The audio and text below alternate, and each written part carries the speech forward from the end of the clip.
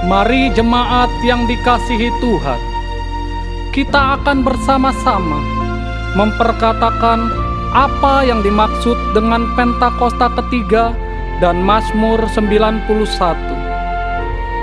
Apa yang dimaksud dengan Pentakosta ketiga? 1. Pentakosta ketiga adalah pencurahan Roh Kudus yang dahsyat di zaman ini, melebihi yang terjadi di Azusa Street. 2. Pentakosta ketiga akan mengakibatkan penuaian jiwa yang terbesar dan yang terakhir sebelum Tuhan Yesus datang kembali. 3. Pentakosta ketiga akan membangkitkan generasi Yeremia, yaitu anak-anak muda yang dipenuhi Roh Kudus, cinta mati-matian kepada Tuhan Yesus, tidak kompromi terhadap dosa, dan akan bergerak untuk memenangkan jiwa. 4. Pentakosta ketiga lahir di Indonesia dan bergerak ke bangsa-bangsa. Gerakan ini dari timur ke barat dan akan kembali ke Yerusalem. 5. Pentakosta ketiga akan memberikan kuasa untuk menyelesaikan amanat agung, dan setelah itu Tuhan Yesus akan datang kembali. Dan mari bersama kita sepakat dan percaya mendeklarasikan firman Tuhan yang tertulis dalam Mazmur 91. Dalam lindungan Allah, orang yang duduk dalam lindungan yang maha tinggi dan bermalam dalam naungan yang maha kuasa akan berkata kepada Tuhan, tempat perlindunganku dan kubu pertahananku, Allahku yang kupercayai. Sungguh, Dialah yang akan melepaskan engkau dari jerat penangkap burung, dari penyakit sampar yang busuk. Dengan kepaknya Ia akan menudungi engkau, di bawah sayapnya engkau akan berlindung. Kesetiaannya ialah perisai dan pagar tembok. Engkau tak usah takut terhadap kedahsyatan malam, terhadap panah yang terbang di waktu siang, terhadap penyakit sampar yang berjalan di dalam gelap, terhadap penyakit menular yang mengamuk di waktu petang. Walau 1.000 orang rebah di sisimu dan 10.000 di sebelah kananmu, tetapi itu tidak akan menimpamu. Engkau hanya menontonnya dengan matamu sendiri dan melihat pembalasan terhadap orang-orang fasik. Sebab Tuhan ialah tempat perlindunganmu, yang maha tinggi telah kau buat tempat perteduhanmu. Malapetaka tidak akan menimpa kamu, dan tulah tidak akan mendekat kepada kemahmu. Sebab malaikat-malaikatnya akan diperintahkannya kepadamu untuk menjaga engkau di segala jalanmu. Mereka akan menatang engkau di atas tangannya, supaya kakimu jangan terantuk kepada batu. Singa dan ular tedung akan kau langkahi. Engkau akan menginjak anak singa dan ular naga. Sungguh, hatinya melekat kepadaku, maka aku akan meluputkannya. Aku akan membentenginya, sebab ia mengenal namaku. Bila ia berseru kepadaku, aku akan menjawab. Aku akan menyertai dia dalam kesesakan. Aku akan meluputkannya dan memuliakannya. Dengan panjang umur akan kukenyangkan dia, dan akan kuperlihatkan kepadanya keselamatan daripadaku. Haleluya! Amin. Berikan tepuk tangan sorak-sorai bagi Tuhan Anda dalam setiap kehidupan Anda, saudara. Haleluya, puji nama Tuhan. Shalom. Sekali lagi shalom. Saudara, firman Tuhan berkata bahwa sekalipun gunung-gunung beranjak dan bukit bergoyang, tetapi kasih setia Tuhan tidak pernah habis dalam setiap kehidupan Anda, saudara. Berbicara tentang bergoyang, berguncang, beberapa saat lalu kita semua mengalami guncangan ya saudara ya.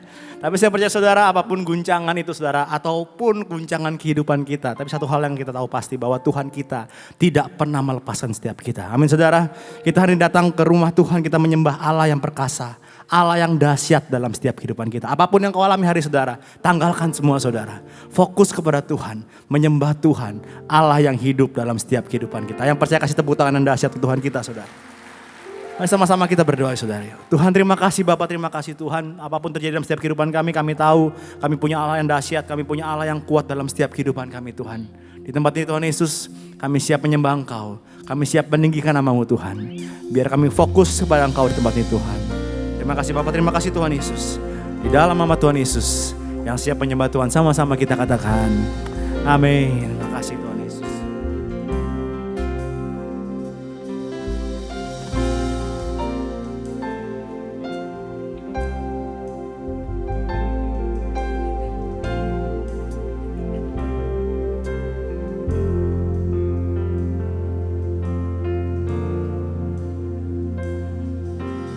All the saints and angels bow before your throne. All the elders cast their crowns before the Lamb of God and sing. All the saints and angels bow before your throne. All the elders cast their crowns before the Lamb of God and sing. Come on. You are worthy of it all. You are worthy of it all. For from you are all things, and to you are all things. You deserve the glory. You are worthy of it all. You are worthy of it all. For from you are all things, and to you are all things. You deserve the glory. Kasih tepuk tangan dasar Tuhan kita saudara. Mari bersama-sama saudara nyatakan. All the saints and angels bow before your throne. All the elders cast their crowns before the Lamb of God. Mari nyatakan sedang. You are worthy of it all. You are worthy of it all. For from you are all things, and to you are all things. You deserve the glory. You are worthy of it all. You are worthy of it all. For from you are all things, and to you are all things. You deserve the glory.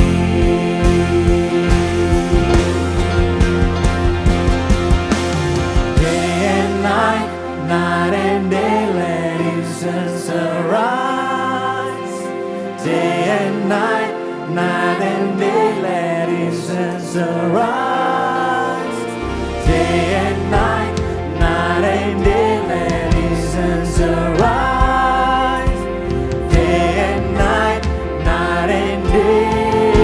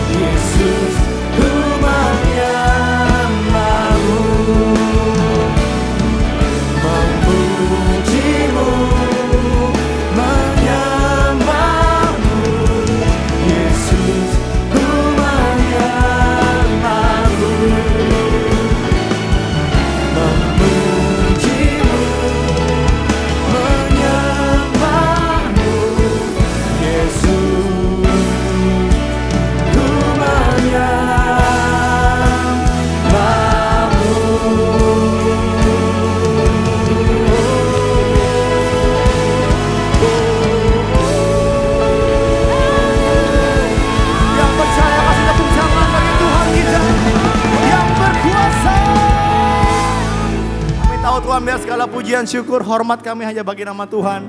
Satu alasan kami di tempat itu Tuhan, karena kami tahu kami punya Tuhan yang dahsyat dalam hidup kami Tuhan. Kami siap bersorak-sorai, hanya Engkau yang kami permuliakan. Terima kasih Tuhan, di dalam nama Tuhan Yesus yang siap bersorak sama-sama katakan amin. Shalom GBI PRJ. Saya ingin lihat lambaian tangan yang penuh ucapan syukur umat-umat pemenang, katakan yes. Kasih tepuk tangan yang baik bagi Allah kita. Hari ini kita rayakan kasih Tuhan yang melimpah, mengalir bagi setiap kita. Yang setuju katakan amin. Hey!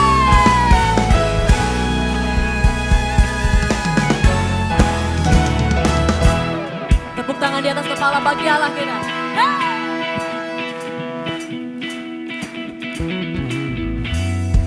Tuhan baik di dalam hidupku, selalu setia sepanjang hidupku. Nyatalah perbuatanmu, Kaulah sukacitaku. Tuhan baik di dalam hidupku, selalu setia di sepanjang hidupku. Nyatalah perbuatanmu, Kaulah sukacitaku. Angkat tanganmu, haleluya. Ku bersorak, Tuhanku luar biasa. Haleluya. Ku bersorak, Tuhanku dahsyat berkuasa. Ku angkat suaraku, puji namamu, ku bernyanyi bagimu. Ku bersuka, ku melompat bagimu, Yesus Kau di dalamku. Ku rayakan kasih-Mu. Kasih tepuk tangan yang baik bagi Tuhan Yesus Kristus. Lebih lagi katakan, Tuhan baik di dalam hidupku, selalu setia di sepanjang hidupku. Nyatalah perbuatanmu, Kaulah sukacitaku. Sing it, sing. Haleluya. Ku bersorak, Tuhanku luar biasa. Angkat tanganmu, haleluya. Ku bersorak, Tuhanku dahsyat berkuasa. Ku angkat suaraku, puji namamu, ku bernyanyi bagimu. Ku bersuka, ku melompat bagimu, Yesus Kau di dalamku. Ku rayakan kasih-Mu. Lebih lagi katakan, ku angkat suaraku, puji namamu, ku bernyanyi bagimu. Ku bersuka, ku melompat bagimu, Yesus Kau di dalamku.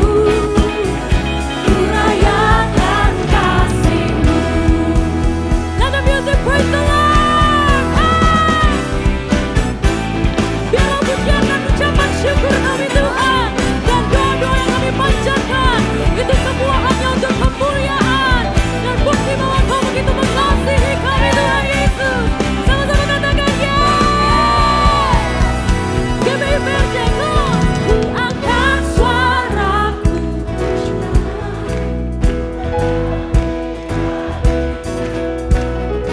ku bersuka,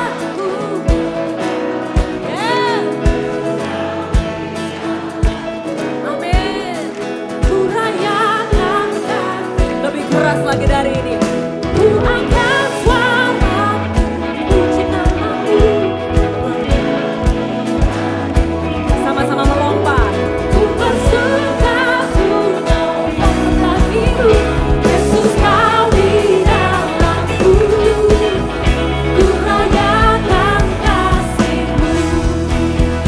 Ku angkat suaraku, puji namamu, ku bernyanyi bagimu. Ku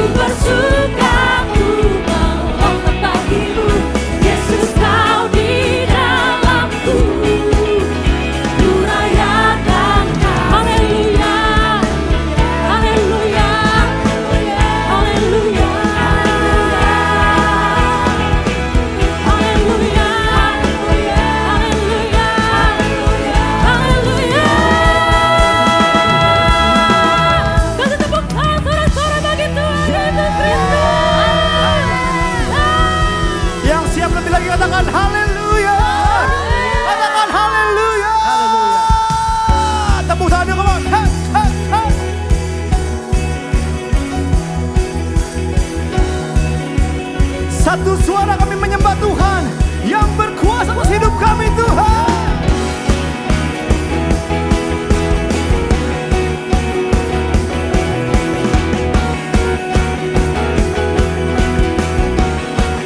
Bersama-sama semangat katakan semua. Dalamnya samudra, lebih dalam kasih-Mu. Salib-Mu menebus hidupku. Tinggi cakrawala, lalu tinggi kuasa-Mu.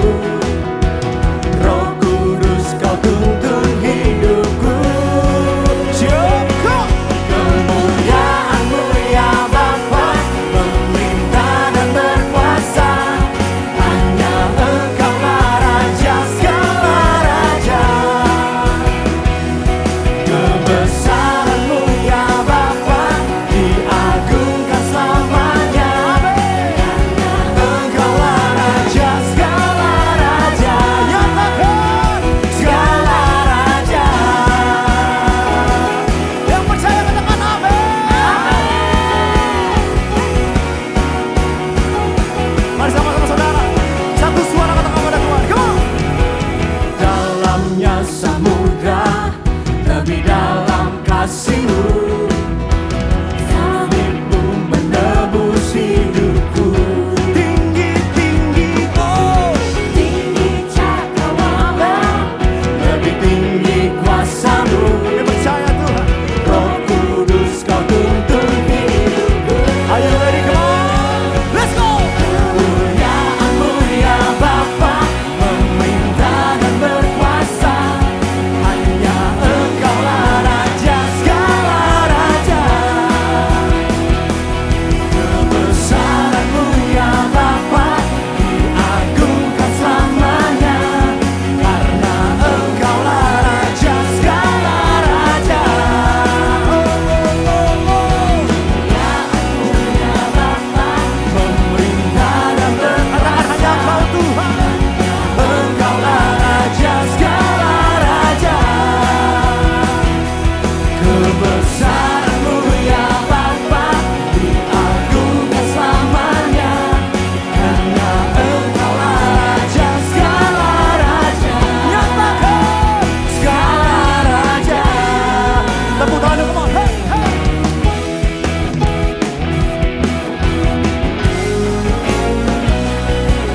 Mari bersemangat sama-sama katakan saudara. Come on. Hanya Kau Raja atas segalanya. Hanya Kau Raja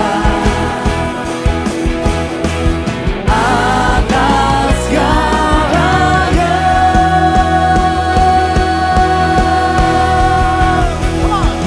Kemuliaan-Mu yang mana saudara katakan, come on. Hanya segala raja. Come on declare katakan, come on. Kebesaran-Mu.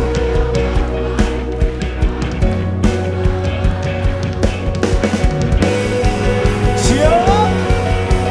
One, two. Kemuliaan-Mu ya Bapa, pemerintah dan berkuasa. Hanya Engkau-Lah Raja segala raja. Kebesaran-Mu ya Bapa, diagungkan selamanya. Hanya Engkau-Lah Raja segala raja. Katakan hanya Kau Tuhan. Karena Engkau-Lah Raja segala raja.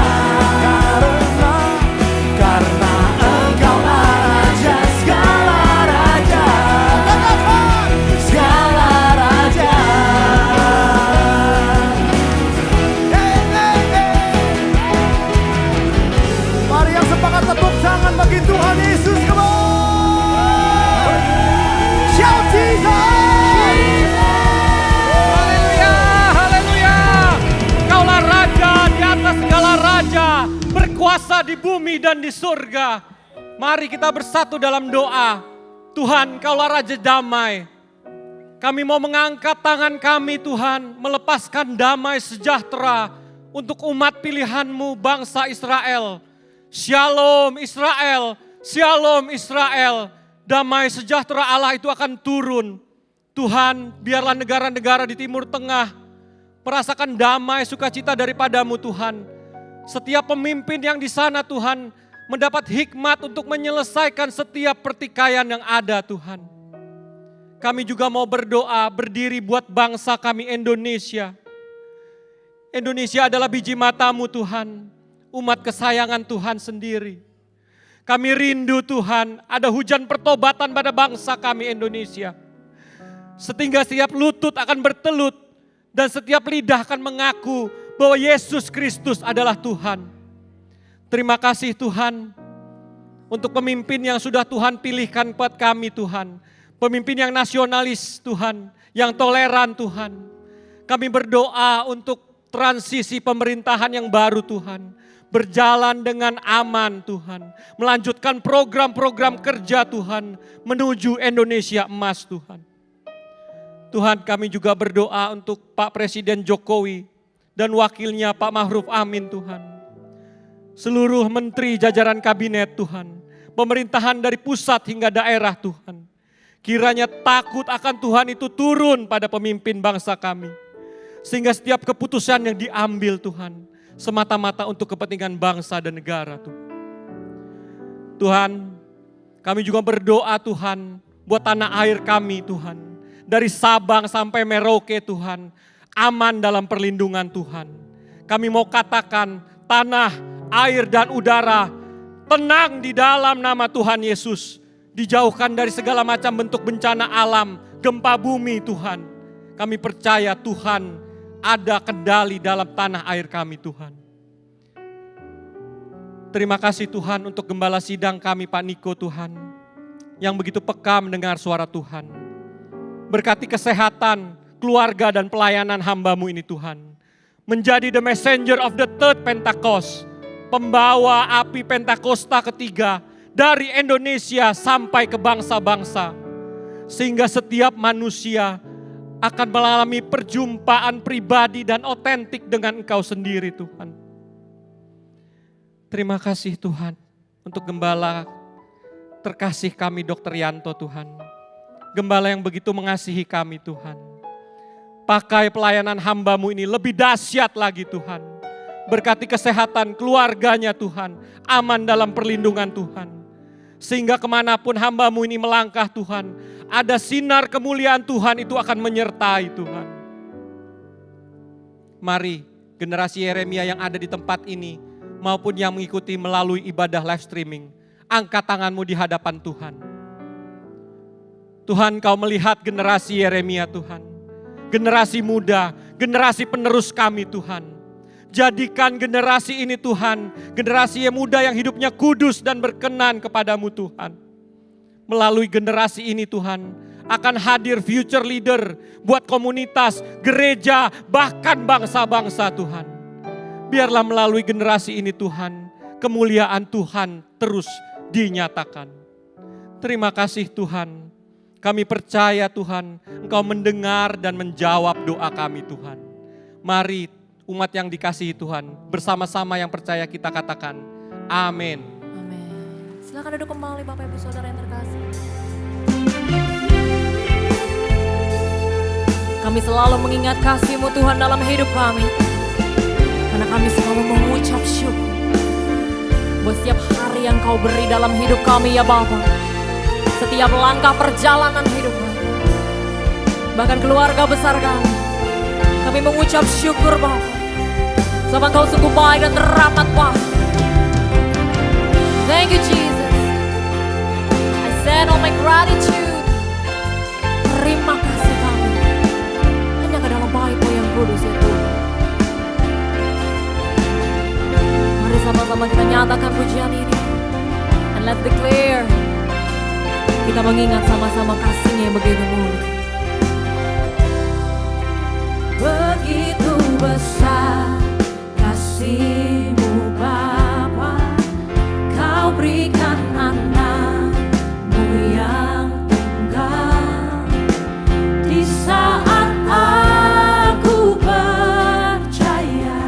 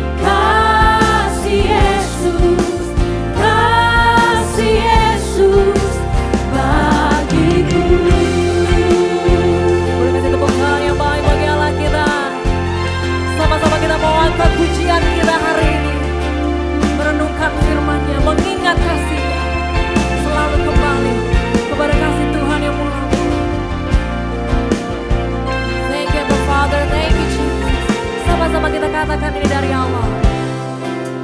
Begitu besar kasih-Mu Bapa, Kau berikan anak-Mu yang tunggal. Di saat aku percaya, kasih menyelamatkanku. Bukan sebagai hakim dunia, tapi penyelamat yang berkorban.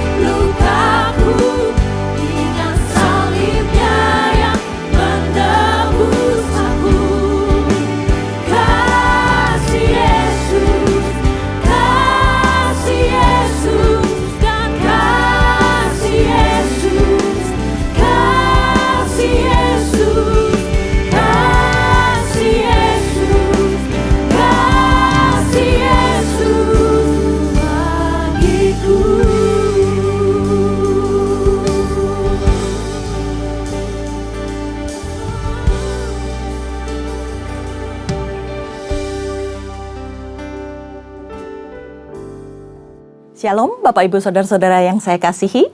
Ini pertama kalinya saya boleh menyampaikan firman Tuhan di live streaming hari ini.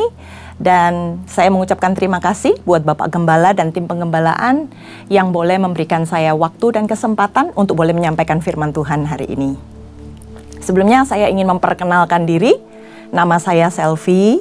Saya adalah salah seorang tenaga pengajar di Sekolah Tinggi Teologi. Saya berprofesi sebagai seorang dosen. Dan saya beserta dengan keluarga sebagai jemaat dan melayani di GBI PRJ. Saya melayani di divisi anak-anak muda bersama dengan 2PM. Dan saya juga melayani dalam Bible Study. Oke Bapak Ibu Saudara-saudara, saya merasa senang sekali saya hari ini bisa membagikan firman Tuhan. Tapi ada beberapa hal yang ingin saya tanyakan sebelum saya memulai khotbah ini. Pernahkah di dalam kehidupan kita mengalami yang namanya doa yang tidak terjawab? Lalu bagaimana ketika kita melihat dan menyadari bahwa kenapa ya Tuhan doa-doa kami tidak dijawab? Atau malah mungkin apa yang kita doakan tapi dijawab sebaliknya oleh Tuhan. Nah, hari ini saudara-saudara, saya akan menyampaikan firman dengan judul Unanswered Prayer. Ada apa dengan doa yang tidak terjawab? Nah, saudara-saudara, mungkin ketika doa kita tidak dijawab oleh Tuhan, kita mulai bertanya-tanya dalam pikiran kita, banyak hal-hal yang muncul. Kenapa ya Tuhan gak dengar doa saya? Apa ada yang salah? Atau mungkin kita melakukan dosa sehingga Tuhan marah? Atau mungkin saudara-saudara berpikir, apa saya kurang persembahannya, kurang melayani Tuhan, sehingga saya terkena permasalahan, sehingga saya tertimpa berbagai penderitaan yang hari ini saya alami. Nah, saudara-saudara, sebelumnya saya akan menceritakan satu doa kami yang tidak terjawab. Nah, waktu saya mengandung anak saya yang kedua, di usia kandungan yang ke-32 minggu, saudara-saudara, itu sekitar sudah 8 bulan. Waktu itu usia saya 30 tahun. Tiba-tiba kami kontrol ke dokter kandungan, dan dokter tersebut menyampaikan bahwa ibu mohon maaf, anak ibu ada kelainan. Wah, kami kaget saudara-saudara. Karena dari awal kami berobat, kami berkunjung ke dokter, kami kontrol, tidak pernah ada masalah. Tetapi ini usia kandungan sudah 8 bulan. Tiba-tiba dokter tersebut menyampaikan pernyataan itu. Dan dokter yang kami kunjungi ini bukan dokter sembarangan. Kami datang kepada dokter yang cukup terkenal di Jakarta. Dimana kalau kami kontrol itu biasanya kami dapat jadwal itu jam 2 atau jam 3 dini hari. Karena pasiennya itu sangat banyak. Lalu ketika kami mendengar pernyataan dokter tersebut, kami coba untuk cek ke lain dokter. Kita mau minta ya berbagai diagnosa lain dari dokter-dokter yang ada di Jakarta. Tapi hasilnya saudara-saudara, dokter-dokter juga menyampaikan bahwa no hope ibu, tidak ada harapan. Karena bayi kami ini menderita kekurangan oksigen. Karena kekurangan sel darah merah. Jadi seluruh anggota tubuhnya itu membengkak saudara-saudara. Itu benar-benar menjadi pukulan di dalam kehidupan kami ketika detik-detik terakhir. Harusnya saya sudah mulai mau melahirkan, tetapi ada statement dokter seperti itu. Lalu kami pakai senjata yang terakhir, yaitu doa. Kami doa dengan sungguh-sungguh, kami jerit, kami nangis, kami minta sama Tuhan. Tuhan, minta mujizat-Mu supaya anak ini bisa lahir dengan normal tanpa kekurangan suatu apapun. Setiap hari selama 1 minggu kami seolah-olah berteriak sama Tuhan, minta mujizat Tuhan. Tapi perhatikan saudara-saudara, kami lupa satu hal. Ketika kami menyampaikan doa-doa kami lupa untuk berserah pada kehendaknya Tuhan. Lalu tiba-tiba saya diingatkan oleh Tuhan. Doa kamu salah. Lalu sejak itu saya memperbaiki doa saya. Dan kami berdoa, Tuhan, terjadilah kehendak-Mu di dalam kehidupan kami. Sebab kami ini hidupnya diatur oleh Tuhan. Nah di situ saudara-saudara, saya mulai mendoakan. Dan 2 hari setelah saya berserah, kami berdoa menyerahkan segala sesuatunya kepada Tuhan. Anak yang saya kandung itu berpulang ke hadapan Tuhan. Sedih, pasti sedih saudara-saudara. Hati saya hancur sekali. Bahkan setiap bulan April di tanggal 21, itu perasaan melo itu akan selalu ada. Bulan kemarin adalah tahun ke-17 anak kami dipanggil pulang ke rumah Bapa. Dan saya pahami ternyata ini merupakan sebuah turning point dalam kehidupan kami untuk mengikut Tuhan. Di dalam doa kami yang tidak terjawab, keadaan kami pun diubahkan oleh Tuhan. Kami bukan hanya hidup menurut jalan yang kami mau, tapi mulai hari itu kami mengizinkan Tuhan untuk menyatakan jalannya untuk kami ikuti sampai hari ini. Biar jalan yang kami ikuti ini adalah jalan yang dari rancangan Tuhan saja. Dan kami mau taat, kami mau setia menerima jalan yang dari Tuhan dan tetap diberkati menurut versinya Tuhan. Nah, di dalam Lukas 22 ayat 42b, firman Tuhan mengatakan, "Tetapi bukanlah kehendakku," kata Yesus, "melainkan kehendak-Mu lah yang terjadi." Peristiwa ini juga dirasakan oleh Yesus ketika Yesus berada di dalam titik terendah kehidupannya. Ketika dia sudah tidak bisa mengatasi segala hal yang dia derita. Dia berteriak sama Tuhan, dia memohon sama Tuhan. Tapi Yesus menyampaikan, "Bukan kehendakku ya Bapa, melainkan kehendak-Mu lah yang jadi." Untuk itu kita mau sama-sama lihat saudara-saudara, sebenarnya doa itu apa? Kalau kita lihat dari setiap hari kita berdoa, apakah kita menyadari bahwa ternyata doa itu merupakan sebuah harapan? Harapan itu yang timbul dari pikiran kita saudara-saudara. Atau keinginan. Keinginan itu adalah sebuah kemauan, tekad yang kuat untuk kedepannya kita melakukan atau memperoleh sesuatu. Sehingga melalui doa kita diharapkan ada perubahan yang akan terjadi ke depannya. Nah, tapi perhatikan saudara-saudara, ketika kita berdoa harus ada yang berubah. Tapi yang selama ini kita sadari adalah perubahan yang nampak. Perubahan yang kita lihat terjadi di dalam kehidupan kita. Sementara di dalam sebuah doa, perubahan itu juga harus terjadi dari dalam diri kita. Ada keinginan yang kuat, yang mengalir, sebuah tekad dari dalam kehidupan kita. Untuk kita juga diubahkan dengan segala sesuatu yang terjadi. Saudara-saudara, perubahannya seperti apa? Nah, pernah ya suatu ketika saya ada di sebuah mall, kemudian saya itu melihat seorang anak kecil sedang tantrum, ya istilah zaman sekarang anak kecilnya sedang tantrum. Mereka nangis kejer gitu ya, lalu berkelesotan di tanah gitu. Sementara orang tuanya, mamanya sibuk panggil, sebut saja namanya David gitu. David, stop it. Tapi anak ini nggak mau dengar, dia tetap teriak walaupun tanpa mengeluarkan air mata. Tapi anak ini tetap teriak. Sehingga orang-orang ngelihat di mall itu, dia ngelihat, waduh anak ini perkelojotan kemana-mana. Lalu mamanya ambil dia dari lantai dan kemudian gendong anaknya. Kemudian mamanya bilang, "David, look at me." Mamanya bilang, "Kamu harus melihat saya." Lalu anak itu mulai mendengar suara mamanya. Dan dia mulai mengurangi jeritanya, mulai menatap mata mamanya. Dia tidak lagi memberontak. Lalu secara perlahan mamanya bilang, "Katakan apa yang kamu mau." Lalu di situ dia menyampaikan apa yang dia inginkan, apa yang dia mau, sehingga dia berteriak-teriak tidak terkontrol.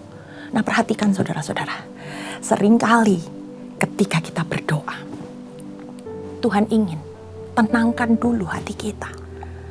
Tuhan ingin kita bisa menguasai diri kita. Ada sesuatu yang berubah ketika kamu mau ketemu sama Tuhan. Dari dalam dirimu ada yang namanya perubahan. Kamu bisa menguasai hatimu, kamu bisa menguasai emosimu. Di saat itu kamu bisa berkomunikasi dengan Tuhan.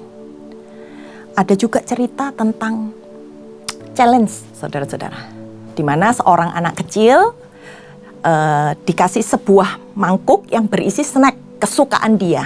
Lalu sang ibu itu berbicara seperti ini. Kamu boleh makan snack ini, tapi 1 menit. Mama mau ke kamar mandi. Setelah mama kembali dari kamar mandi, kamu boleh makan snack ini.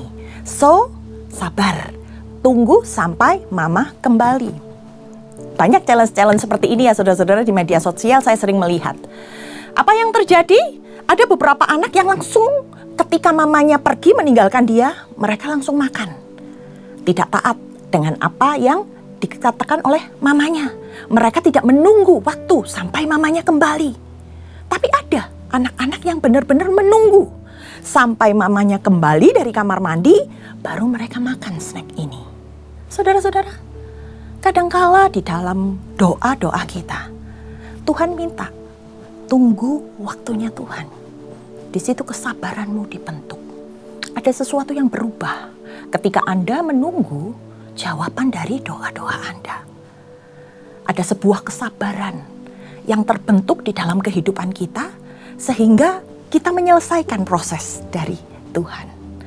Bahkan kadang-kadang Tuhan itu juga mengalihkan hal-hal yang membahayakan yang kita minta melalui kehidupan doa kita. Dan ini menghindarkan kita dari hal-hal yang berdampak buruk. Sehingga Tuhan mengubah jalannya supaya kita terhindar dari bahaya. Supaya kita terhindar dari dosa ketika kita meminta apa yang kita mau. Nah, sebenarnya tujuan doa itu apa? Kalau kita boleh belajar tentang doa, ada sesuatu yang berubah. Tapi ketika kita tanya, Tuhan, saya berdoa ini tujuannya untuk apa? Anda berdoa, tujuannya untuk membuat Tuhan itu terkesima. Ketika doa, bagaimana apa yang kita naikkan, apa yang kita perkatakan, itu membuat Tuhan itu terkesima. Tuhan memperhatikan apa yang sedang kamu katakan. Saudara-saudara pernah mendengar kisah Ibu Samuel, namanya Hana. Ibu ini ingin memiliki seorang anak. Maka dia datang ke bait Allah di situ bersama dengan suaminya dan dia berdoa. Berdoa dengan sungguh-sungguh, berdoa dengan bertalu-talu sampai seorang Imam Eli waktu itu memperhatikan ibu ini dan bertanya, "Apakah kamu mabuk?" Karena ibu ini berdoa dengan sungguh-sungguh sampai sepertinya tidak memperhatikan sekelilingnya. Tapi perhatikan saudara-saudara, dengan doa yang seperti ini, Tuhan terkesima saudara-saudara. Sehingga apa yang dia minta dikabulkan oleh Tuhan. Nah kemudian saudara-saudara, selain doa itu membuat Tuhan itu tertarik, terkesan dengan apa yang kita sampaikan. Doa itu juga merupakan sebuah percakapan. Yang namanya percakapan itu bukan monoton dari satu sisi. Tetapi percakapan dari dua pribadi. Ketika kita doa, kita ketemu nggak sama Tuhannya? Kita libatkan nggak Tuhan itu di dalam komunikasi kita? Apakah kita terus ngomong sendiri tanpa mendengarkan apa yang Tuhan mau? Perhatikan ketika Musa melakukan percakapan dengan Tuhan. Ketika dia bertemu dengan Tuhan di setiap harinya. Musa mendengar apa yang Tuhan katakan. Dan Musa menyampaikan apa yang perlu dia sampaikan. Di dalam berdoa pun kita perlu saat tenang, saat teduh. Untuk kita bisa mendengar, supaya kita bisa mengerti sebenarnya apa yang Tuhan mau. Adakah sesuatu yang Tuhan kehendaki, sehingga kita bisa klop di dalam berdoa. Ada sebuah komunikasi, ada hubungan. Kalau hubungan itu dibangun bukan hanya dari satu pihak, satu arah. Seperti kita sedang ngoceh sendiri. Ketika kita bangun hubungan saudara-saudara, maka akan terasa yang namanya keintiman. Keintiman itu karena ada hubungan yang tidak egois. Ketika kita menyampaikan sesuatu, ketika kita mengharapkan sesuatu, kita juga melihat apa yang mau Tuhan sampaikan. Apakah kita mengenal kehendak Tuhan? Apakah kita tahu jalan-jalan yang Tuhan ingin untuk kita lewati? Nah, ketika Yesus menampakkan diri setelah dia bangkit, dia menampakkan diri kepada Maria Magdalena. Waktu itu Maria Magdalena sedang merasakan kesedihan yang amat sangat karena dia mendengar bahwa Yesus dibawa dari kuburnya. Lalu Yesus menegur Maria, menyapa Maria. Perhatikan saudara-saudara, karena keintiman Maria dengan Tuhan Yesus, karena ada kedekatan hubungan, Maria tahu bahwa itu adalah Tuhannya, itu adalah gurunya. Dia bisa mengenali, karena apa? Karena ada sebuah hubungan yang menyebabkan ada perasaan intim sehingga dia tahu dan mengenali dengan benar siapa yang memanggil dia. Nah, bagaimana cara kita untuk kita bisa membuat Tuhan itu terkesan sesuai dengan tujuan doa? Tuhan itu terkesan dengan doa-doa kita bukan karena kata-kata yang kita rangkai, saudara-saudara. Kita doa dengan panjang lebar dengan kata-kata yang indah. Tapi Tuhan itu mau kualitas hubungan yang dibangun serta interaksi melalui hubungan doa ini. Ada interaksi secara terus-menerus. Karena doa itu layaknya sebuah cermin. Kalau kita bercermin ya saudara-saudara, kita bisa melihat refleksi. Ada bayangan di depan kita. Demikian juga doa. Ketika kita berdoa, Tuhan nampak dalam doa-doa kita. Dan sebaliknya, ketika kita berdoa, Tuhan bisa melihat kita. Jadi doa itu bukan satu arah. Tuhan mau kita berinteraksi, ada hubungan yang dibangun. Sehingga dia bisa melihat, Tuhan bisa merasa terkesan dengan segala apapun yang kita perlihatkan pada saat itu. Sehingga kita tidak salah di dalam berdoa. Ayat firman Tuhan mengingatkan, di dalam Yakobus 4 ayat yang ketiga, dikatakan saudara-saudara, atau kamu berdoa juga, tetapi kamu tidak menerima apa-apa. Jadi seolah-olah doa-doa kita itu sia-sia. Karena kamu salah berdoa. Kenapa bisa salah? Sebab yang kamu minta itu hendak kamu habiskan untuk memuaskan hawa nafsumu. Nah, saya ada sebuah cerita ketika di tahun 1900 ada seorang wanita berkebangsaan Amerika bernama Kathryn Kuhlman. Dia ini adalah seorang penginjil yang luar biasa, saudara-saudara. Biasa dia dipanggil dengan sebutan nama Nona Kuhlman. Nah, di dalam perjalanan pelayanannya, Kathryn Kuhlman ini memiliki senjata utama, yaitu doa. Bagaimana dia mengkhususkan dirinya untuk banyak masuk di dalam doa-doanya sebelum dia melakukan segala pelayanannya. Bagaimana dia itu benar-benar berserah kepada Roh Kudus dan benar-benar mengandalkan Roh Kudus. Dia mengizinkan Tuhan untuk memakai kehidupannya. Dan dia adalah orang yang peka, saudara-saudara. Dia peka terhadap kehendak Tuhan. Dia peka terhadap apa maunya Roh Kudus. Dan waktu-waktunya dihabiskan untuk bertemu sama Tuhan melalui doa-doanya. Dia diberi karunia oleh Tuhan, yaitu karunia penyembuhan. Luar biasa saudara-saudara. Dia biasanya melayani di sebuah KKR besar. Di mana di sana orang-orang sakit berkumpul, mereka berdoa, mereka minta kesembuhan dari Tuhan melalui Kathryn Kuhlman ini. Nah, mereka ini adalah orang-orang yang sudah hopeless. Mereka sudah berusaha pergi ke dokter, minta pertolongan medis, tapi nggak ada kesembuhan di sana. Mereka nggak dapatkan kesembuhan. Bahkan ada orang-orang yang cacat, saudara-saudara. Orang-orang yang cacat dari kecil yang ingin merasakan mujizat Tuhan dan disembuhkan. Lalu ada orang-orang yang memang tidak punya uang untuk berobat, tapi mereka dalam keadaan sakit. Sehingga mereka cuma mengandalkan acara tersebut sehingga mereka bisa memperoleh mujizat dari Tuhan. Dari KKR yang dilakukan Nona Kuhlman ini begitu banyak orang yang hadir di setiap KKR tersebut. Nah, di dalam melayani di setiap KKR, Nona Coleman ini selalu menyangkal dirinya. Dia nggak memakai kekuatannya secara pribadi, tapi dia benar-benar mengizinkan kuasa Tuhan yang bekerja.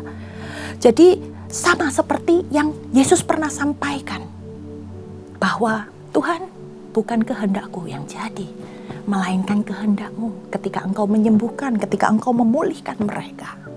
Nah, saudara-saudara, di usia dia yang ke-14 tahun, masa kecilnya, ketika dia pertama kali ketemu sama Tuhan, dia pernah menulis sebuah catatan dalam bukunya.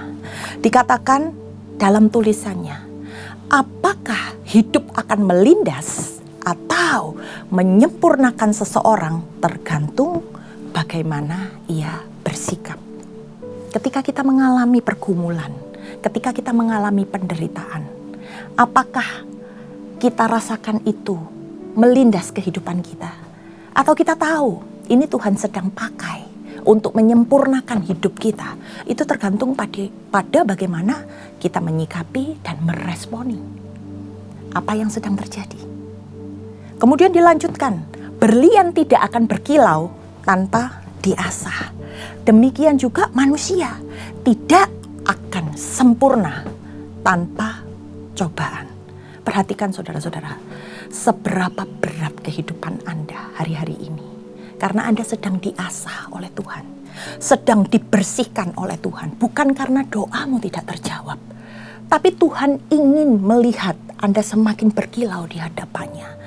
Tuhan ingin membereskan segala sesuatu yang tadinya menutupi kehidupanmu sehingga engkau tak tampak terangnya. Dan berlian itu diasah melalui ujian dan cobaan yang dialami. Dan kemudian dia juga menuliskan, nahkoda yang hebat tercipta dari laut yang ganas dan samudra yang dalam. Bagaimana di dalam kehidupannya, Nona Coleman ini menyadari bahwa dia memiliki hidup yang luar biasa di dalam Tuhan. Itu karena laut yang dalam. Dia nggak merasakan sinar matahari yang terang menyinari hidupnya, melainkan bagaimana badai itu membentuk kekuatan di dalam dirinya. Bagaimana angin itu menyempurnakan hidupnya. Disitulah dia tahu bahwa Tuhan itu bekerja. Bahkan dikala kehidupannya terpuruk, dikala kehidupannya sedang tidak baik-baik saja. Semua masalah, cobaan bisa datang di dalam kehidupan kita. Tapi tergantung bagaimana kita menyikapinya. Apakah kita izinkan masalah itu menguasai hidup kita, atau mau kita pakai masalah itu untuk kita terbang tinggi, mengalahkan segala sesuatu yang hari itu terjadi dalam kehidupan kita untuk mempermuliakan nama Tuhan. Nah, di dalam kehidupannya, Nona Coleman itu sangat memprioritaskan kedekatan hubungannya sama Tuhan. Dia memberikan seluruh hidupnya untuk bisa dipakai sama Tuhan. Dia terus-menerus berinteraksi dengan Tuhan melalui Roh Kudus di sepanjang waktu. Nah, ketika dia di dalam KKR, saudara-saudara, ketika dia melayani, Roh Kudus itu bekerja dengan begitu luar biasa. Bagaimana ketika dia menyampaikan firman Tuhan, perkataan-perkataan Tuhan untuk meneguhkan, untuk menguatkan iman mereka, untuk membangkitkan setiap yang tertidur. Sehingga orang itu benar-benar menaruh kepercayaannya kepada Tuhan. Dan di situ Roh Kudus bekerja. Nubuatan-nubuatan dia sampaikan dari Roh Kudus yang Tuhan taruh di dalam lidahnya. Kemudian dia melihat di sana sini penyakit-penyakit itu disembuhkan oleh Tuhan. Lalu tiba-tiba orang-orang meninggalkan kursi rodanya dan mereka bisa bangkit dan berjalan. Tongkat-tongkat yang tadinya dipakai untuk membantu orang berjalan, hari itu dilemparkan karena orang ini sudah bisa berjalan dengan tegak. Bagaimana orang-orang yang tadinya tuli sejak lahir, alat bantu pendengarannya dilepaskan. Lalu terdengar holy laughter. Bagaimana orang-orang dipenuhi dengan sukacita dari Roh Kudus sehingga mereka tertawa dalam urapan Roh Kudus. Lalu di sana sini terlihat orang rebah karena lawatan Roh Kudus. Itu yang terjadi dalam setiap KKR ketika dia mengizinkan Tuhan melalui doa-doanya untuk dipakai oleh Tuhan. Tapi ada kalanya saudara-saudara, ketika semua acara itu selesai, Nona Coleman itu berjalan pulang sambil nangis, saudara-saudara. Sambil dia itu teriak, "Why Lord? Mengapa Tuhan?" Dia bertanya sama Tuhan, Kenapa Tuhan gak semua dari mereka disembuhkan? Ketika dia berjalan pulang, melewati lorong di gedung itu, dia masih melihat orang-orang yang masih ada di kursi rodanya. Dia masih melihat bagaimana orang-orang yang merasa biasa-biasa saja dan tidak tersentuh hatinya, tidak terjamah oleh Roh Kudus. Orang-orang yang masih berharap di detik-detik terakhir Tuhan bisa menyembuhkan mereka. Tapi di situ Nona Kulman melihat bahwa ada dari mereka yang doa-doanya tidak terjawab. Lalu dia mulai menyalahkan dirinya sendiri. Tuhan, apakah selama tadi aku pelayanan, aku kurang berserah kepada Tuhan secara penuh. Sehingga ada doa-doa yang tidak dijawab oleh Tuhan. Tapi sadarkah saudara-saudara bahwa melalui doa-doa yang seolah-olah itu tidak terjawab oleh Tuhan, bahwa keadaan tidak diubahkan ketika harapan itu belum nampak di dalam kehidupan kita. Tapi ingat saudara-saudara, Tuhan hendak mengubahkan sesuatu yang ada di dalam, bukan cuman apa yang kelihatan. Tuhan ingin mengubahkan hati kita. Tuhan ingin mengubahkan sikap kita, penerimaan kita, dan orang-orang yang ada di sekitar kita. Tuhan ingin melihat perubahan-perubahan itu dulu. Dan justru melalui doa-doa yang seolah-olah nggak terjawab ini, Tuhan sedang menunjukkan sesuatu. Kebesaran Tuhan, bukan keinginan manusia. Nah, dari sini kita akan melihat bagaimana kita bisa belajar dari orang-orang besar yang ditulis di dalam Alkitab. Salah satunya adalah Musa. Kalau saudara-saudara lihat Musa ini di antara para tokoh Alkitab itu termasuk orang yang paling sering berkomunikasi sama Tuhan. Ketika dia naik ke Gunung Sinai, dia bisa melihat bagaimana sinar kemuliaan Tuhan, berhadapan dengan Tuhan. Musa ini adalah orang yang luar biasa, bisa bercakap-cakap dengan Tuhan. Nah, Musa diberi tugas oleh Tuhan untuk menyelamatkan bangsa Israel, mengeluarkan mereka dari Mesir dan membawa masuk bangsa Israel ke tanah perjanjian. Itu tugas dari Musa. Musa punya harapan saudara-saudara, punya doa-doa bahwa dia bisa menyelesaikan tugas-tugasnya itu dengan sempurna. Tapi kalau kita perhatikan dari kitab-kitab yang ada, Musa itu sering berdoa dan bernego sama Tuhan cuman gara-gara apa? Gara-gara kebebalan, gara-gara dosa bangsa Israel, sehingga Tuhan ingin menghukum mereka, Tuhan ingin menghancurkan mereka. Dan di situ Musa berdoa kepada Tuhan supaya Tuhan meredam amarahnya, membatalkan niatnya untuk menghukum bangsa Israel. Perhatikan, itu yang Musa lakukan di dalam doa-doanya. Dia bukan hanya membawa bangsa Israel itu keluar dari Mesir, tetapi dia benar-benar merawat dan memelihara dan memohon pengampunan dari Tuhan atas bangsa yang tegar tengkuk ini, saudara-saudara.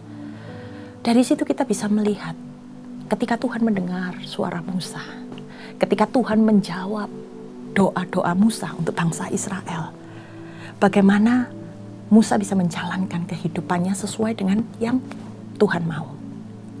Tapi kita perhatikan saudara-saudara, dalam Ulangan 32 ayat yang ke-52, ini detik-detik terakhir bangsa Israel akan dibawa Musa untuk masuk ke tanah perjanjian. Dalam Ulangan 32 ayat 52 dikatakan, Tuhan berfirman, engkau boleh melihat negeri itu terbentang di depanmu, tetapi tidak boleh masuk ke sana, ke negeri yang kuberikan kepada orang Israel. Akhirnya bagaimana kehidupan Musa? Ketika Tuhan memutuskan Musa gak boleh masuk ke tanah perjanjian itu. Nah, perhatikan apa yang Musa lakukan. Ketika semua doanya mungkin untuk orang Israel dijawab oleh Tuhan. Tetapi at the end, di kehidupannya yang terakhir, malah dia tidak boleh masuk ke tanah perjanjian itu. Saudara-saudara, Musa gak protes loh saudara-saudara. Bahkan Musa gak berusaha untuk nego Tuhan. Tapi di dalam perjalanan dia menjalankan tugasnya, Musa belajar bersama dengan Tuhan. Musa berusaha mengerti caranya Tuhan, jalannya Tuhan.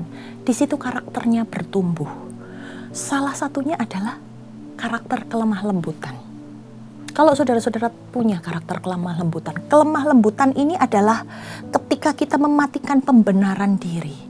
Musa sudah benar loh saudara-saudara hidupnya. Tapi karena kelemah lembutannya dia mematikan pembenaran dirinya dan bisa berdiri di hadapan Allah. Sehingga dia gak berusaha nego untuk pribadinya. Orang yang lemah lembut itu gak digelisahkan dengan apa yang harus saya terima, apa reward yang harus saya dapatkan ketika saya melaksanakan tugas-tugas saya. Tapi sekalipun dia tidak mendapatkan apa yang dia mau, dia tidak meninggalkan Tuhan. Dia tidak memperjuangkan haknya, tapi dia bersikap pasrah kepada Tuhan. Perhatikan saudara-saudara, ketika dia berjalan bersama Tuhan, ada sesuatu yang berubah di dalam kehidupan Musa. Ketika doa Musa untuk bangsa Israel digenapi, tapi untuk dirinya sendiri tidak dapat masuk di dalam tanah perjanjian. Musa belajar ketulusan hati sebagai seorang hamba Tuhan. Yang penting saya sudah melakukan tugas saya di hadapan Tuhan. Satu orang tokoh lagi yang luar biasa yang hari-hari ini masih dibahas di Bible Study, yaitu Ayub, saudara-saudara. Ayub ini berusaha menjaga hidup benar di dalam Tuhan. Dia hidup sangat diberkati pada masa itu. Dan sebagai orang yang disebut orang yang saleh, dia dapat pujian dari Allah. Tapi juga dapat ujian dari iblis. Nah, segala sesuatu yang dilakukan oleh Ayub itu dikatakan sempurna. Untuk menjaga hidupnya, Ayub itu bahkan selalu mengcover anak-anaknya. Ketika anak-anaknya itu selesai berpesta, Ayub membakar korban bakaran kepada Tuhan. Dia takut kalau anaknya melakukan dosa. Dia takut kalau anaknya ini bersalah di hadapan Tuhan. Sehingga dia tutup segala sesuatu itu untuk melindungi anak-anaknya dengan korban persembahan. Sebegitu sempurnanya Ayub. Tapi apa yang menimpa dia? Iblis izin sama Allah. Aku ingin mencobai Ayub. Dan saudara-saudara, dalam waktu sekejap, semuanya habis dan lenyap dalam kehidupan Ayub. Itu sungguh mengerikan ya saudara-saudara. Dalam waktu yang singkat, semua yang nempel dalam kehidupan Ayub itu hilang. Nah, dari apa yang dia alami, Ayub ini sempat hendak banding dengan Tuhan. Mau nego dia sama Tuhan. Kenapa ini semua menimpa aku? Bukankah aku sudah menjaga hidupku dengan benar? Aku tak bercacat celah. Tapi mengapa ini menimpa hidupku? Tapi perhatikan, di akhir pergumulannya, apa yang Ayub terima? Tuhan menjumpai Ayub dalam badai. Wow. Waktu hidupnya diberkati, waktu hidupnya baik-baik saja, Ayub cuma satu arah. Komunikasi sama Tuhan. Tapi ketika dia berada di titik terendah kehidupannya, Ayub bisa bertemu dengan Allahnya. Dan di dalam penderitaan itu, dia bisa menjumpai Tuhan dan berbicara kepada Tuhan. Yang akhirnya membuat Ayub itu mengenal Tuhannya. Kita baca di dalam Ayub 42 ayat yang kelima. Hanya dari kata orang saja, aku mendengar tentang Engkau. Tetapi sekarang mataku sendiri memandang Engkau. Ketika hari itu harapan Ayub tentang jaminan di dalam hidupnya tidak dikabulkan oleh Tuhan. Hari itu semuanya lenyap. Tapi perhatikan, ketika Ayub berjumpa dengan Tuhan, Tuhan memberikan segala sesuatu yang lebih daripada yang selama ini Ayub miliki. Dan Ayub bisa menjumpai Tuhan secara pribadi. Sehingga Ayub bisa memandang Tuhan. Dia bukan hanya mendengar dari kata orang, tetapi dia melihat Tuhannya. Nah, ketika saudara-saudara doa-doa kita gak dijawab sama Tuhan, Ayub mengarahkan matanya dan pandangannya pada Tuhan. Sehingga hari itu dia bisa melihat Tuhan. Melalui ini semua kita bisa belajar bagaimana Tuhan menginginkan supaya kita bukan hanya satu arah, dalam berkomunikasi dengan Tuhan. Tapi bagaimana melalui segala sesuatu yang terjadi di dalam kehidupan kita, Tuhan sedang berbicara. Tuhan sedang bernegosiasi dengan kita. Nak, kamu harus begini. Nak, jalanmu yang ini. Nak, kamu harus lakukan ini. Satu lagi saudara-saudara. Seorang ibu bernama Naomi. Naomi ini ibu mertua dari Ruth. Naomi ini bersama dengan suaminya pergi meninggalkan Bethlehem, tempat tinggal mereka yang lama, untuk mendapatkan kehidupan yang lebih baik. Karena di Bethlehem itu sedang terjadi kelaparan. Harapannya benar-benar kepengen mendapat sesuatu yang lebih baik. Tapi ternyata dalam pelariannya, suaminya dan kedua anaknya meninggal. Sehingga dia bilang, jangan panggil aku Naomi, panggil aku Mara. Karena pahitnya penderitaan di dalam kehidupanku. Dan akhirnya dia kembali bersama dengan menantunya. Lalu dia sampaikan kepada orang-orang di sekitarnya. Dengan tangan yang penuh aku berangkat dari negeri ini, tapi dengan tangan yang kosong, aku kembali. Doanya gak dikabulkan sama Tuhan, saudara-saudara. Tapi melalui itu semua, melalui perjalanan hidup yang gak baik, akhirnya dia memperoleh keturunan yang mempermuliakan namanya. Dalam Rut 4 ayat yang ke-17, dan tetangga-tetangga perempuan memberi nama kepada anak itu, katanya, pada Naomi telah lahir seorang anak laki-laki.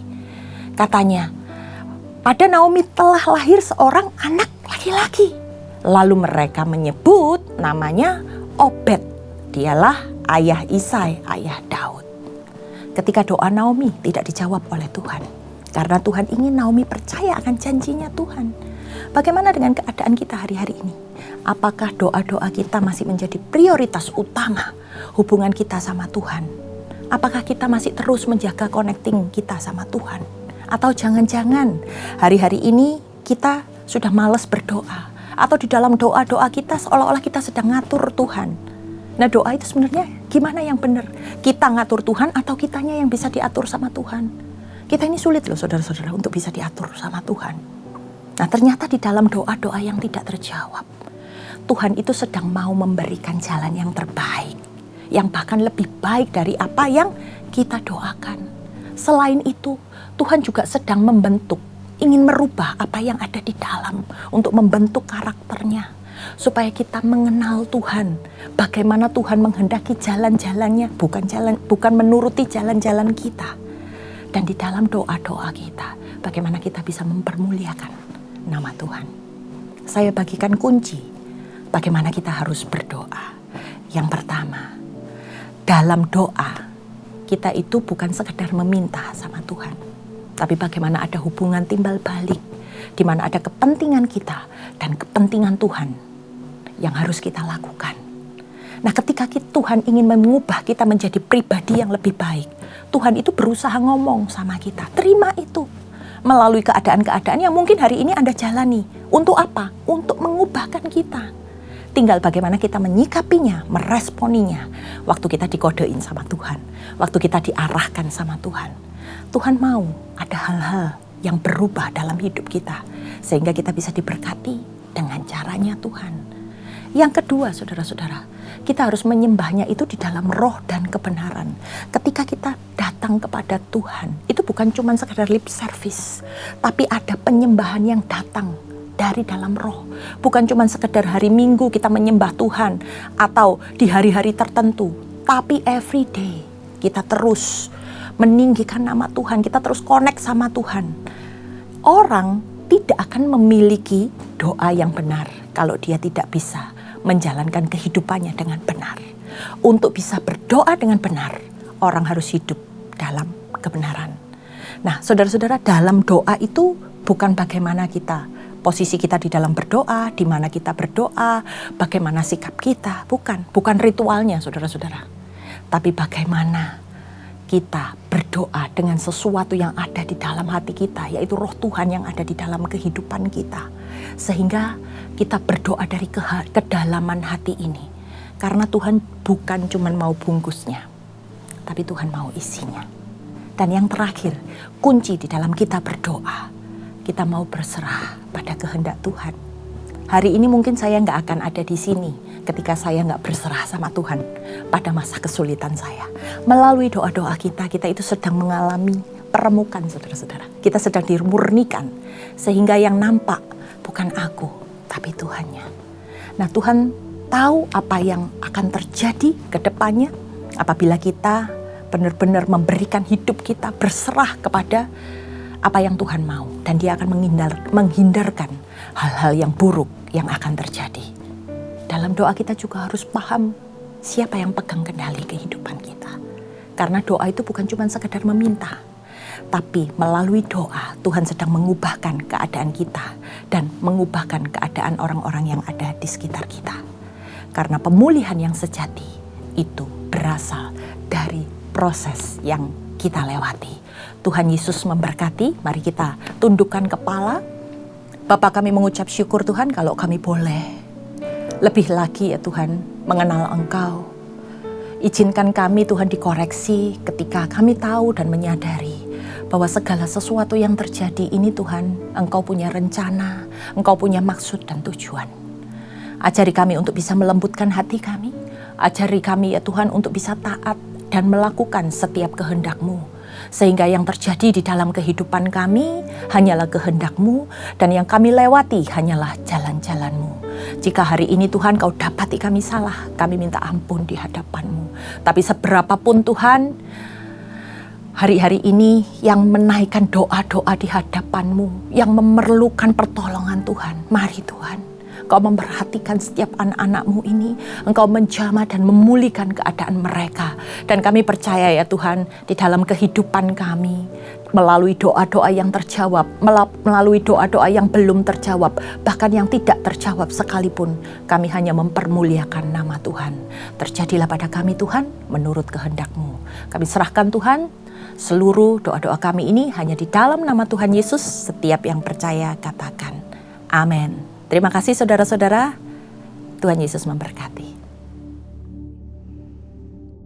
Mari kita masuk di dalam perjamuan kudus. Bapa, terima kasih kami boleh memiliki kesempatan memasuki perjamuan kudus ini Bapa. Setiap kali kami memasuki perjamuan kudus, kami diingatkan akan kebaikan Tuhan Yesus di dalam hidup kami.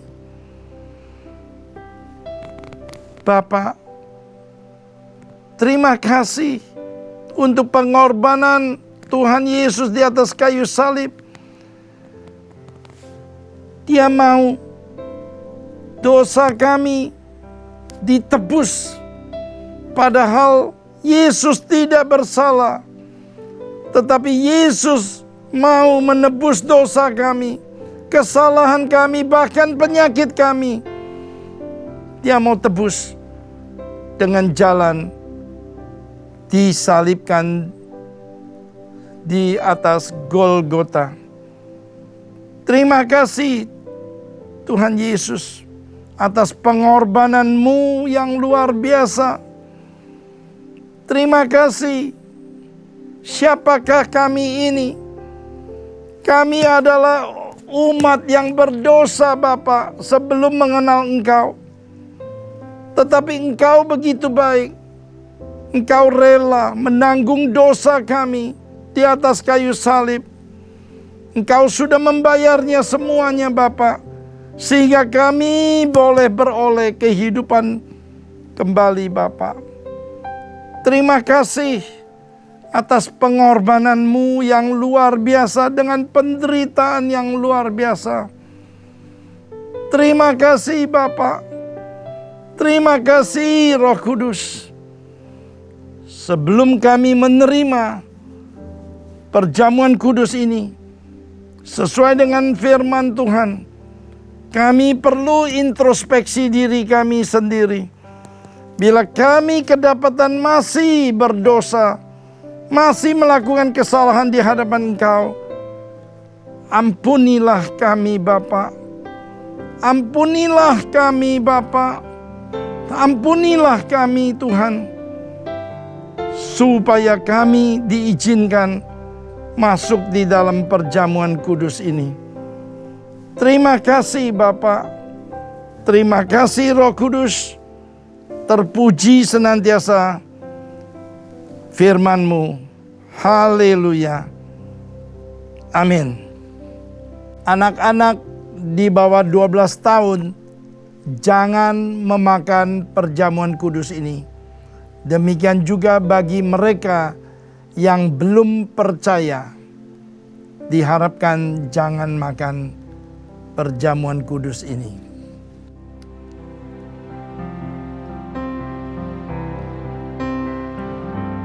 Kala ku cari damai, hanya ku dapat dalam Yesus. Kala ku cari ketenangan, hanya ku temui di dalam Yesus.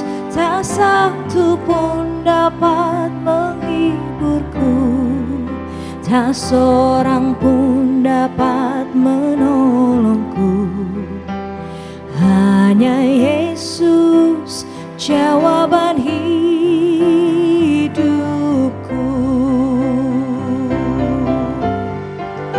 Bersama Dia hatiku damai, walau dalam lembah kekelaman. Bersama Dia hatiku tenang, walau hidup penuh tantangan. Tak satu pun dapat menghiburku, tak seorang pun dapat menolongku. Hanya Yesus jawaban hidupku.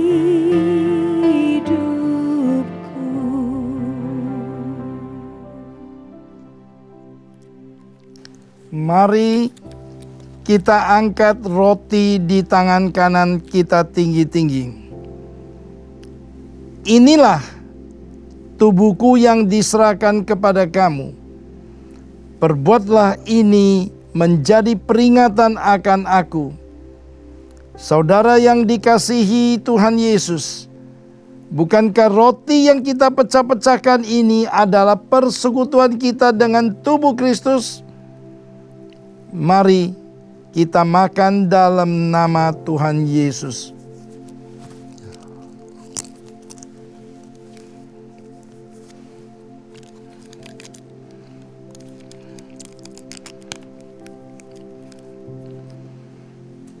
Kita angkat cawan di tangan kita tinggi-tinggi.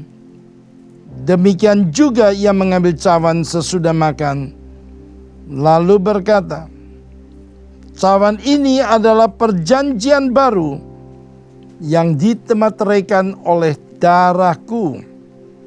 Perbuatlah ini setiap kali kamu meminumnya, menjadi peringatan akan aku. Saudara yang dikasihi Tuhan Yesus, bukankah cawan pengucapan syukur yang atasnya kita ucapkan syukur adalah persekutuan kita dengan darah Kristus? Mari kita minum dalam nama Yesus.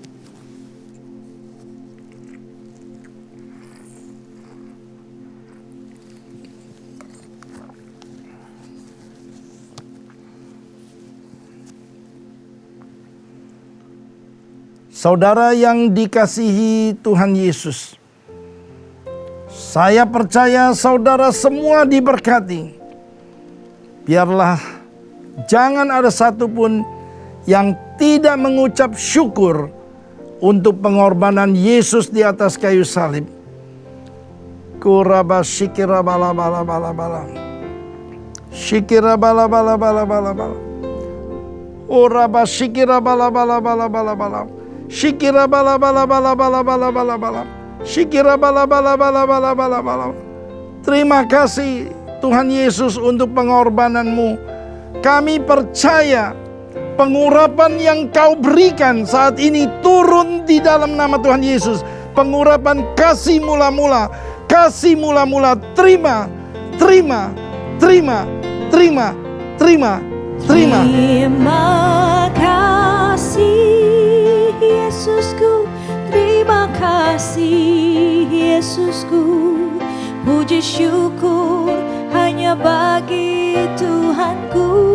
Terima kasih Yesusku, terima kasih Yesusku.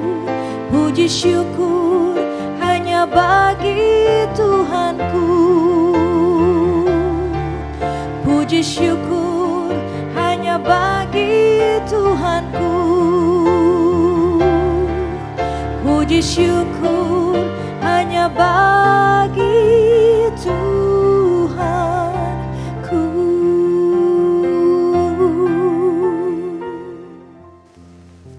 Oleh darah-Mu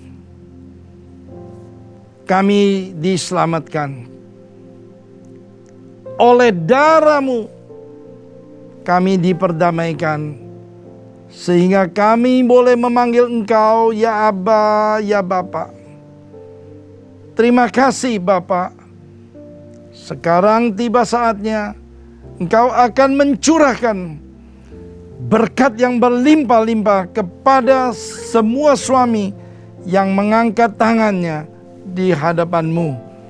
Berkati mereka Bapa. Jadikanlah mereka yang mengangkat tangannya nabi, raja, dan imam di dalam keluarga mereka. Berkati kesehatan mereka, berkati usaha mereka, apa yang mereka kerjakan senantiasa berhasil Bapa. Terima kasih Bapa. Sekarang para istri-istri, ibu rumah tangga, angkat tanganmu di hadapan Tuhan Yesus. Tuhan, berkatilah para ibu-ibu yang mengangkat tangannya di hadapan-Mu. Berkati mereka berlimpah-limpah. Jadikanlah mereka tiang doa dan penolong buat suami dan keluarganya Tuhan. Jadikanlah mereka anggur yang manis di tengah-tengah keluarga. Berkati mereka alat kandungannya. Berkati mereka Tuhan. Berkati kesehatannya Tuhan. Terima kasih roh hikmat untuk mendidik anak-anak takut akan Tuhan. Curahkan kepada mereka ini Tuhan. Terima kasih. Sekarang para anak-anak muda, generasi penerus, generasi Yeremia, silakan mengangkat tanganmu di hadapan Tuhan Yesus. Dan juga para single parents, raise up your hand please. Bapak, terima kasih untuk generasi penerus ini Tuhan. Berkati mereka berlimpah-limpah. Jadikan mereka kepala, bukan ekor Bapak. Terima kasih. Kekudusan ada di hidupnya. Berikan roh hikmat untuk takut kepada Tuhan ada di dalam hidupnya Tuhan. Terima kasih. Mereka yang belum menikah, Kau carikan pasangan yang sepadan Bapak. Mereka yang single parents, peluklah mereka dengan kasih-Mu, kasih agape-Mu, memeluk mereka, menuntun mereka jalan di dalam kebenaran firman-Mu Bapa. Terima kasih Bapa. Sekali lagi semua jemaat angkat tanganmu di hadapan Tuhan Yesus. Kami percaya dan berkata dengan iman, seluruh keluarga diselamatkan oleh Tuhan Yesus. Terima kasih Bapak. Yang sakit sudah Kau sembuhkan. Yang berbeban berat sudah memperoleh jawaban doa. Yang terikat sudah dilepaskan di dalam nama Tuhan Yesus. Terima kasih Bapak. Terima kasih Roh Kudus. Terpuji senantiasa nama Yesus. Amin.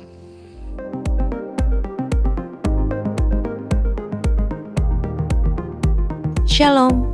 Gembala dan seluruh pengerja CK7 serta jemaat Tuhan mengucapkan terima kasih kepada Ibu Evangelis Salviawati MTH yang telah memberkati kita semua melalui penyampaian pesan firman Tuhan pada hari ini. Tuhan Yesus memberkati ibu dan keluarga berlimpah-limpah. Amin. Berikut kami sampaikan beberapa pengumuman. Ibadah kenaikan Tuhan Yesus Kristus via live streaming hari Kamis tanggal 9 Mei 2024 pukul 7, 9, 11.30, 14, dan 16.30 waktu Indonesia Barat akan dilayani oleh Gembala Sidang Bapak Pendeta Dr. Insinyur Niko Nyoto Raharjo. Ibadah onsite kenaikan Tuhan Yesus Kristus pada hari Kamis 9 Mei 2024 di GBI PRJ dan GBI PRJ Mandarin Service pukul 8 dan 10.30 waktu Indonesia Barat dilayani oleh Pendeta Rubin Ong. Pukul 14 dan 16.30 waktu Indonesia Barat dilayani oleh Pendeta Johan Lumoindong. GBI Interkon pukul 7, 9, dan 11 waktu Indonesia Barat dilayani oleh Pendeta Dr. Yanto Simko Putra MD PhD. Pukul 16 dan 18 waktu Indonesia Barat dilayani oleh Pendeta Stefan J. Saputra SMTH. GBI Am Sutramol pukul 9 dan 11 waktu Indonesia Barat dilayani oleh Pendeta Johan Lumoindong. Pukul 15 dan 17 waktu Indonesia Barat dilayani oleh PDP Hartono SE. GBI PRJ Pluit pukul 9 dan 11 waktu Indonesia Barat dilayani oleh Pendeta Rora Metone Jaya MSc. Pukul 16.30 waktu Indonesia Barat dilayani oleh Pendeta Robertus Purwadi SSPD. GBI St. Moritz pukul 9, 11, dan 13 waktu Indonesia Barat dilayani oleh Pendeta Robertus Purwadi SSPD. Pukul 17 waktu Indonesia Barat dilayani oleh Pendeta Rubin Ong. Ibadah tersebut disertai juga dengan ibadah pemuda dan anak secara onsite. Sehubungan dengan libur nasional Hari Kenaikan Tuhan Yesus Kristus pada hari Kamis 9 Mei 2024, maka diinformasikan doa fajar, Babel Study, dan kantor OTP CK7 pada hari tersebut diliburkan dan aktif kembali pada hari Jumat 10 Mei 2024. Menara doa 24 jam tetap aktif seperti biasa. Ibadah raya via live streaming hari Minggu tanggal 12 Mei 2024 pukul 7, 9, 11.30, 14, dan 16.30 waktu Indonesia Barat akan dilayani oleh Pastor Arizul Karnain. Ibadah tayang ulang atau rerun yang dilakukan secara onsite untuk ibadah Mandarin Service dan 2PM yang Professional and Couple Service di channel YouTube GBI PRJ CK7. Untuk persembahan umum atau kolekte, perpuluhan jemaat, ucapan syukur, dan lain-lain dapat dilakukan melalui e-banking, mobile banking, ATM maupun online di website ke rekening persembahan CK7, BCA Cabang Tamrin dengan nomor account 206-333-8222 atas nama GBI PRJ. Ibadah Minggu tanggal 12 Mei 2024 di GBI PRJ pukul 7, 9, dan 11.30 waktu Indonesia Barat dilayani oleh Pendeta Dr. Yanto Simko Putra MD PhD. Pukul 16.30 waktu Indonesia Barat dilayani oleh Bapak Franky Kuncoro. GBI Interkon pukul 7, 9, dan 11 waktu Indonesia Barat dilayani oleh Bapak Franky Kuncoro. Pukul 16 dan 18 waktu Indonesia Barat dilayani oleh Pendeta Robertus Purwadi SSPD. GBI Am Sutramol pukul 7, 9, dan 11 waktu Indonesia Barat dilayani oleh Pastor Randy Junaidi PSC. Pukul 13, 15, dan 17 waktu Indonesia Barat dilayani oleh Pendeta Stefan Jaya Saputra SMTH. GBI PRJ Pluit pukul 9 dan 11 waktu Indonesia Barat dilayani oleh Pendeta Indarwanto Tarigan BE. Pukul 16.30 waktu Indonesia Barat dilayani oleh PDM Teresia Cynthia Tirtadera YSH. GBI PRJ Mandarin pukul 9 waktu Indonesia Barat dilayani oleh PDP Pinkan Monika. GBI HCR pukul 8 dan 10 waktu Indonesia Barat dilayani oleh PDP Ruth Yanet. GBI St. Moritz pukul 9, 11, dan 13 waktu Indonesia Barat dilayani oleh PDP Charles Jeremia. Pukul 15 dan 17 waktu Indonesia Barat dilayani oleh PDP Sudi Tandi. Ibadah raya onsite di atas disertai juga dengan ibadah pemuda dan anak secara onsite.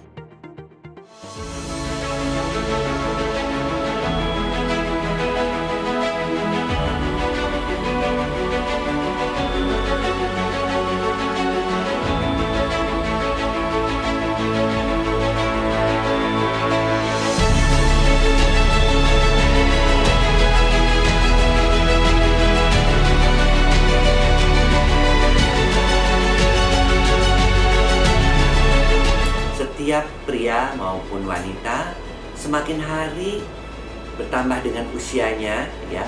Kalau wanita di atas 40 tahun, kemudian pria di atas 50 tahun, itu memang mulai terjadi penurunan hormon-hormon.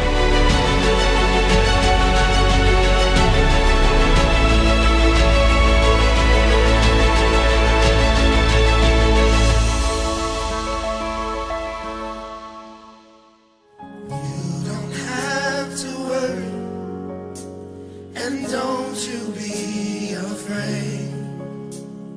Joy comes in the don't last always. And if your heart is broken, just lift your hands and say this with us. Oh, I know that I can make it. Hallelujah. I know that I can stand. No matter what may come my way. My life is in your hands. No matter what. No matter what. Oh, yeah. May come my way. My life is in your hands. No. Somebody give me a Lord a shout.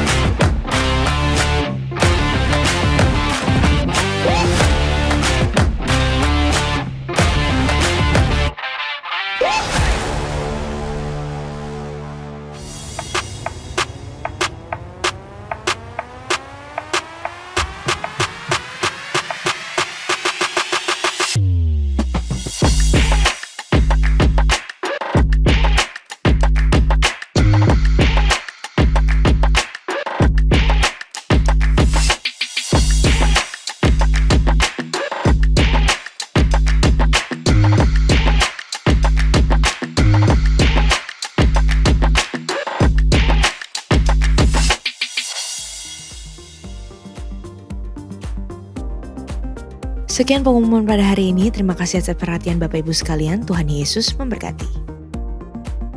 Terimalah berkat yang berlimpah-limpah dari Allah Bapa, kasih karunia di dalam anaknya yang tunggal, Yesus Kristus, persekutuan yang manis dengan Roh Kudus menyertai kita mulai saat ini, sampai Tuhan Yesus datang kembali untuk kedua kalinya, menjemput kita di awan-awan yang permai, bahkan untuk selama-lamanya. Semua yang percaya, katakan amin. God bless you all.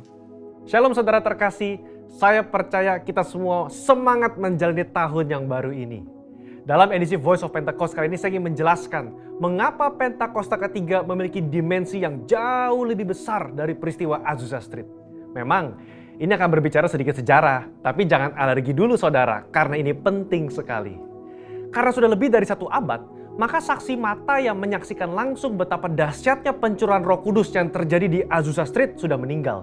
Dan kita hanya dapat mengetahuinya dalam catatan-catatan peristiwa serta bukti sejarah pada waktu itu.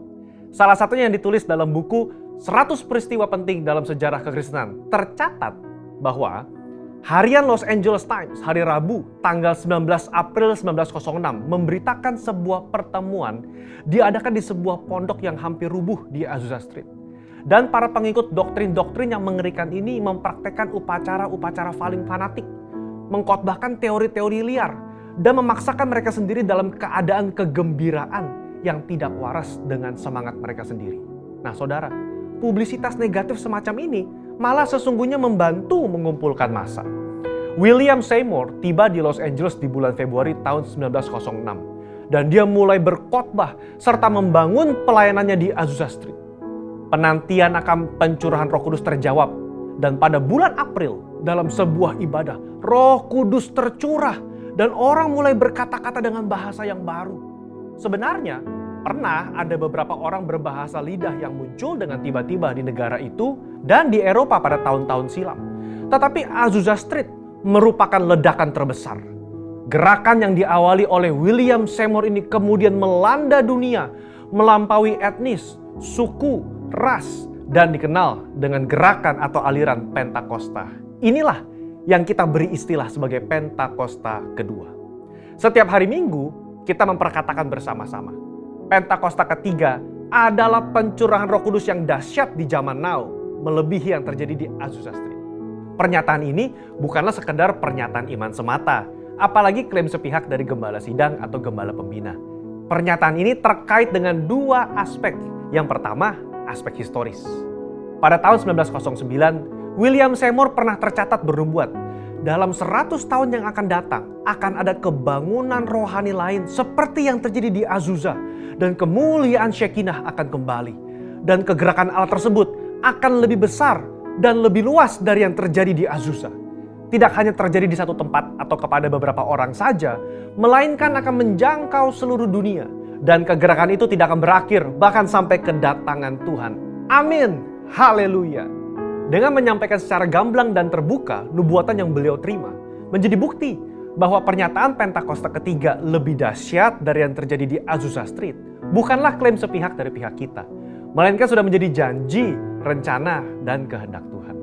Dalam nubuatan tersebut dinyatakan 3 hal yang membuat Pentakosta ketiga lebih dahsyat dari kegerakan Azusa Street, yaitu dari sisi kuantitas, tidak hanya terjadi di satu tempat atau kepada beberapa orang saja, melainkan di banyak tempat dan kepada banyak orang. Sisi jangkauan, bukan hanya kepada satu kota atau satu negara saja, tetapi ke berbagai negara di berbagai benua di bumi ini. Yang ketiga, sisi rentang waktu. Fokusnya bukan hanya terjadi 1 tahun atau 3 tahun, melainkan tidak berhenti sampai Tuhan Yesus datang kembali. Aspek yang kedua, yaitu aspek teologis atau biblikal. Alkitab kita menyebutkan istilah hujan awal atau yoreh terkait musim menanam dan hujan akhir, malkos, yang terkait dengan musim menuai, sebagaimana yang kita temukan dalam ayat-ayat berikut ini. Berdasarkan prinsip hujan awal dan hujan akhir, dapat kita pahami bahwa hujan awal pencurahan Roh Kudus mengawali kelahiran gereja, dan hujan akhir pencurahan Roh Kudus mengawali penuaian jiwa terbesar dan terakhir sebelum kedatangan Tuhan Yesus yang kedua kali. Hujan akhir pencurahan Roh Kudus jauh lebih dahsyat daripada hujan awal, karena penuaian jiwa-jiwa yang terjadi jauh lebih besar. Bradley Truman Knoll dalam bukunya berkata, konsep hujan akhir memberikan struktur kepada kisah kegerakan Pentakosta kita bahwa akan datang pencurahan Roh Kudus yang dahsyat sebelum kedatangan Tuhan Yesus kali yang kedua. Kita sekarang berada di era di mana hujan akhir itu sedang dicurahkan. Tujuan dari hujan akhir ini memiliki 2 sisi, yakni pemberitaan Injil Kerajaan kepada seluruh dunia di mana kita menjadi saksi dan mempersiapkan berkas tuaian untuk siap dituai. Haleluya. Jika kita memperhatikan aspek historis dan aspek teologis di atas, kita memiliki dasar untuk mengatakan bahwa gerakan Pentakosta ketiga terjadi dalam dimensi yang jauh lebih besar dari Azusa Street. Ini merupakan sebuah hak istimewa bagi kita semua yang hidup di generasi ini. Jadi, jangan sampai ketinggalan. Jadilah utusan Pentakosta ketiga, the messenger of the third Pentecost, dimanapun saudara berada. Untuk penjelasan lebih lengkapnya dari tim teologi kami, jangan lupa buka link yang ada di atas atau scan QR Code yang tersedia. Tuhan Yesus memberkati.